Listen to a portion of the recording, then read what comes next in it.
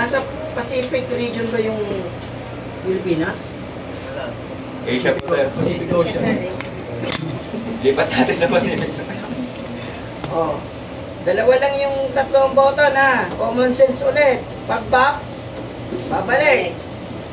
Pag no, hindi po proceed ang installation.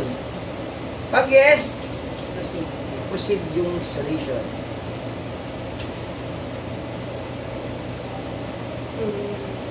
Ito kung na ito. Suspended yan, suspended. Oo nga. Sino ba nagtawag? Sino ba yung nakabul mo? Yung AFKD. Yung makabul. O, antayin lang natin, ha. Dito ako sa meeting.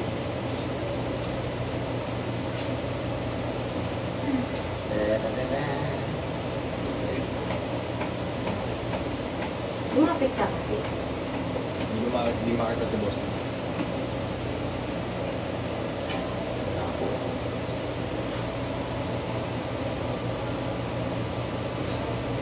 Galing mo, ano yan, computer na to.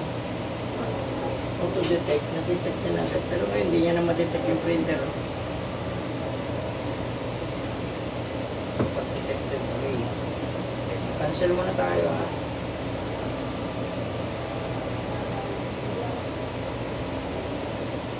Iulit yung ano, ngayon, ilipat mo yung USB controller. Rain. Hindi ma-detect yung printer.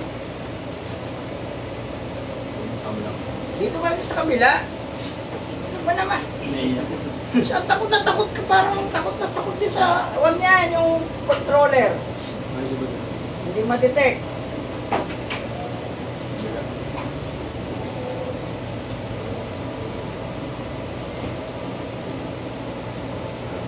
O, ganun lang ang troubleshoot niya.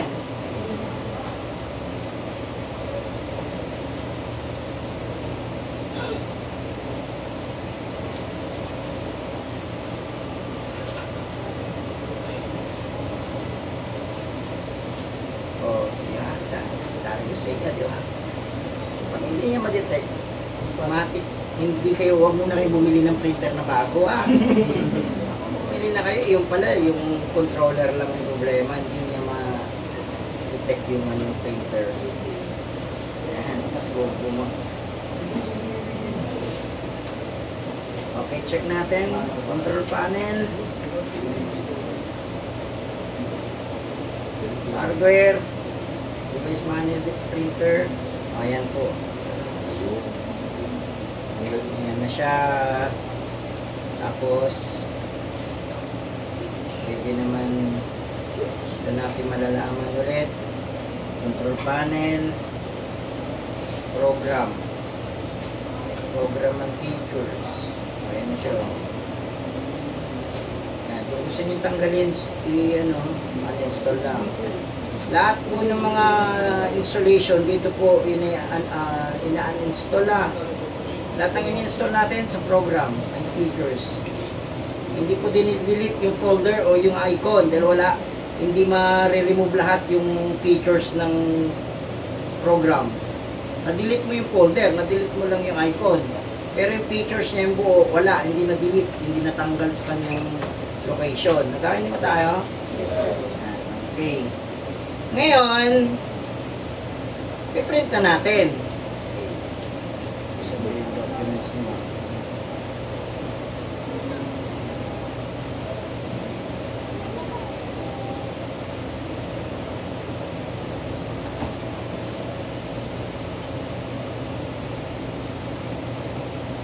Yan. Okay. Mag-enter tayo. 1, 2, 3, 4, 5, 6, 7, 8, 9. 10, 11. Enter ng 11. 1, 2, 3, 4, 5, 6, 7, 8, 9, 10, 11. Bakit? Para hindi na tayo gagamit na ng other, kayo makasya ng papel, ha. Okay, madali lang siyang i-print. Click lang yung file. Tapos print. Pipiliin nyo na lang dito yung pangalan ng printer nyo. Tapos click nyo lang yung print.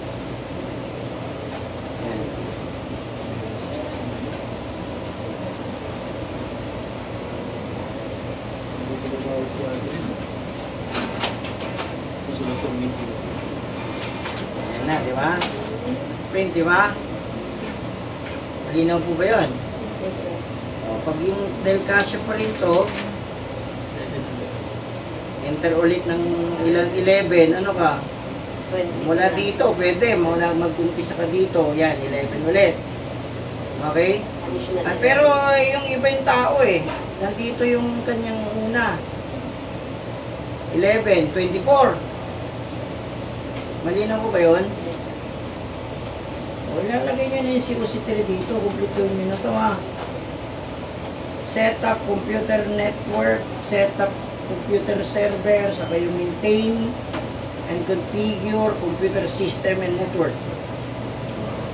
Ako po?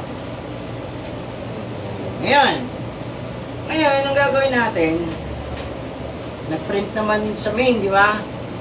Ngayon ba tayo? Ngayon naman magpiprint tayo sa client o sa Windows 10. Diba? Mayroon bang data to? Mayroon? Mayroon data to? Saan? Sa 1 din.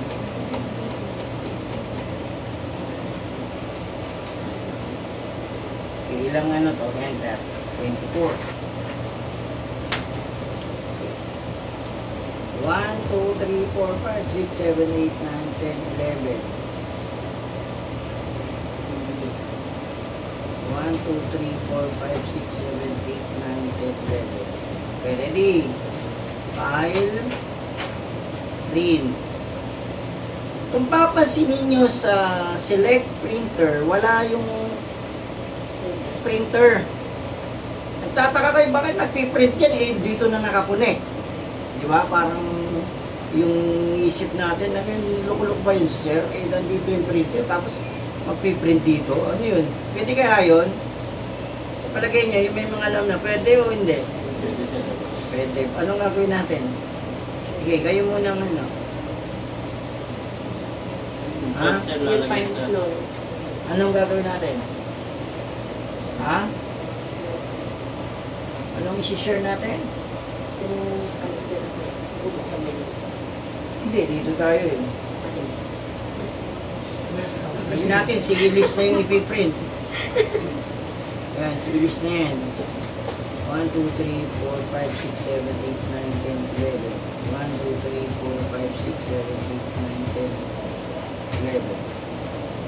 Okay, gagawin natin, dahil siya naman ay connected yung dalawang computer, ano, connected, okay, connected yung dalawang computer,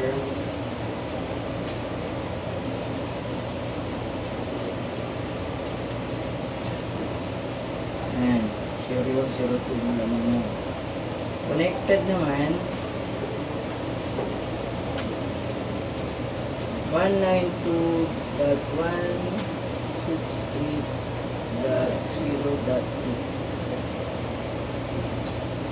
Ayan, nagre-reply naman si Poo. Okay, ang gagawin, ayan, reachable pa siya. Ang gagawin natin, dapat zero loss yan. Gagawin natin, i-share natin yung printer. Get nyo ba yun? Ha? Narinig nyo ba? Yes, sir. Punta tayo sa search. Control panel. Tapos hardware. Tapos device and printer. Ito yung Canon, di ba? Right click. Properties. Kung mapapansin nyo yung properties, general lang sa hardware, walang sharing. Kaya i-close nyo to. Dahil kung mapapansin nyo, dalawa ang properties ng printer. Yan yung properties na isa. Doon sa unang properties, mayroon na pong sharing na tab. Nakuha? Kaya hindi ba tayo? Yes, sir. At dito rin kayo nagmi-maintain ng printer tulad ng maintenance. Yan. Okay, yan dyan si cleaning, deep cleaning. Ito yung ginagamit ito, ililinisin niya yung clock. yung tumigas na ink. Pag halimbawa putol-putol na, wala na yung may guhit na yung mga letra, cleaning mo siya. Ito, clog, patutuloy niya yung ink. Masalo pag nagagamit po yan, yung deep cleaning na yan, pag continuous, yung may tangki sa ano, kung mapansin mo yung wala nang ink, di ba, naka-hose yan, di ba? Yung mga continuous, Yes. at may hangin, putol-putol, walang laman yung hose nyo, ito gagamitin nyo. Para sipsipin nung cartridge na ginagamit yung ink na nasa tangke. Malinaw? Yes. Okay, dito tayo nag-maintain. At ito rin yung ink na ginagamit. Ayan. Kung kagandahan dito, pwede kahit ubos na yung black nito, walang pwede rin gamitin yung colored lang. Ayan. I-set up mo lang dito, colored only, black only. Ako nga? Or parehas na black at colored. Kaya ba tayo? Ano itong mga ano to? Lahat ng printer mayroong ganyan ha. Maintenance. Paano yung maintenance? Ayan. O ito naman yung bottom plate cleaning, yung umiikot. Yung roller, nasa loob, yung bilog. Parang pang ano ng tinapay. Di ba may ink? Pag nagpiprint pa kayo, mayroong mga ink dyan. Na ano na, pwedeng gamitin po ito. O marumi.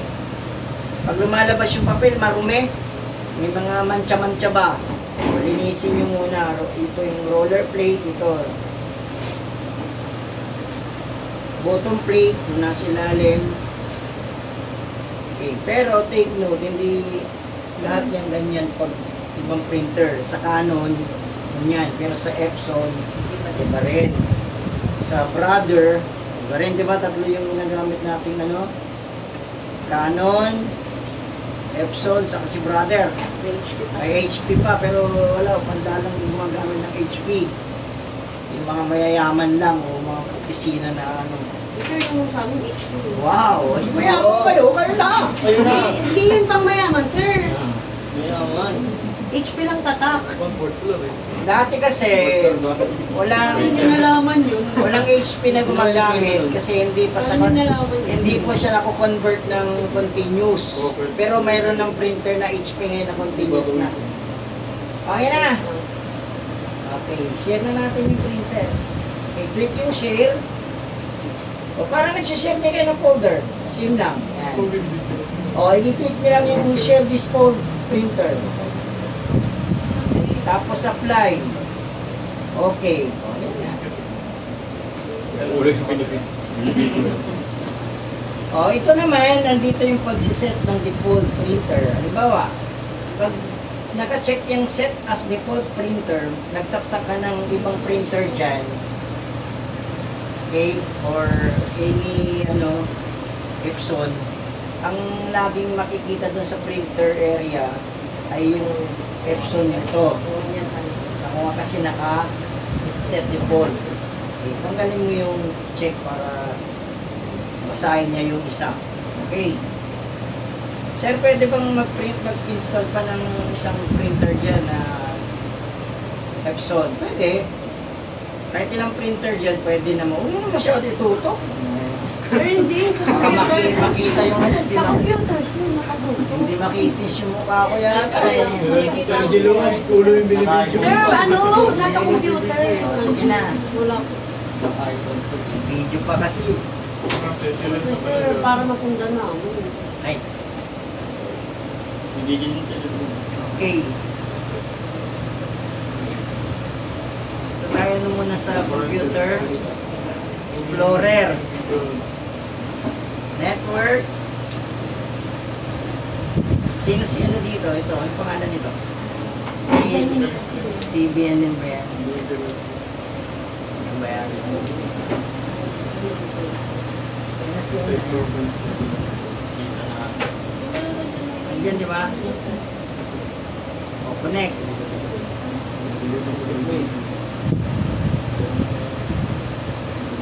Nako, iba yung Windows nito. Niel! Oh? Ayaw mag-connect. Ano ba yung Windows nito? Oo nga. Merong, anong ano nito? Yung KMS ba yung ano? Ayaw mag-connect yata yung KMS, di ba? KMS to sir, tapos Oo nga. Hindi, dapat parehas sila. Di ba? standard.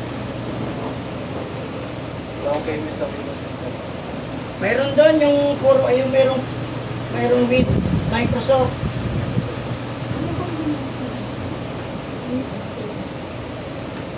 Ayaw mo ganun, kailangan mo ano yun, dapat connected yung ano.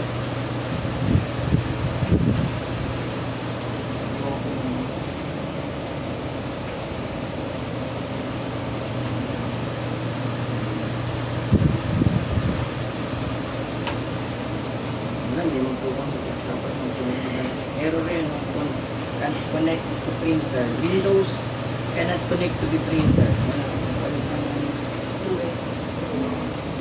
Standard na lang. So, standard na center. Standard naman yung ano mo pinapagamit. KMS yun sir. Ang ang server, dapat standard yung pinakauna. Sino gumagamit ng standard? Yan.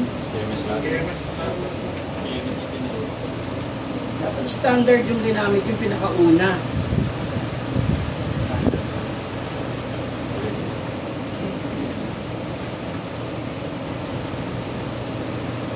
Di ba maraming pagpipilian to, pero yung una, naka-standard, di ba? Standard to bigyan. Yung standard ang gamitin nyo.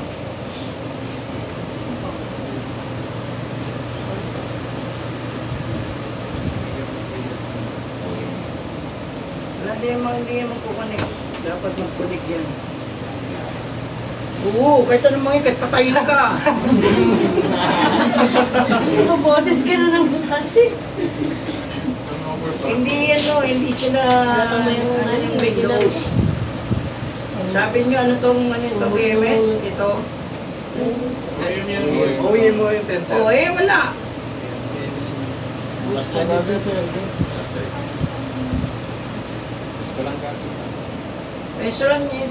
Sulan mo yan at i-ano mo na sa kanila. Sulan nyo to. Sino yun? Si connect ulit. Windows 10. Sige, siya na yung magkukunik yan. Alam niya, napalitan. Dito lang, uy. Dito lang, server lang. Server lang, pre. Server lang.